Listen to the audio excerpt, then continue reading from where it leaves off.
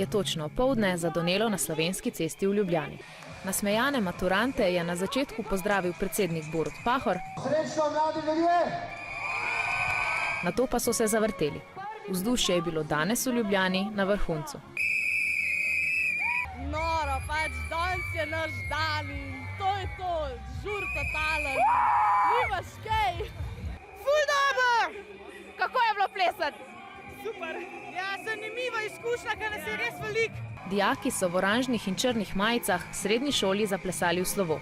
Do konca jih namreč loči le še matura. Pač vedno se bomo mogli začeti učiti, ampak še zmeraj kot neka sprostitev, pa tako začetek pa učenje. En dan sprostitve in pa imaš 2 tedna resnega dela. Na paradi so bili tudi predstavniki zavoda Varna pot, ki so opominjali na akcijo Čista nula, čista vest. Spodbujamo odgovorno načrtovanje poti domov, brez alkohola, če pa že ta je, da se drugače znajdejo. Med mladimi so brezplačno preverjali stopnjo alkoholiziranosti, veseli pa so, da se ozaveščenost, da alkohol ne sodi za volan, vsako leto zvišuje.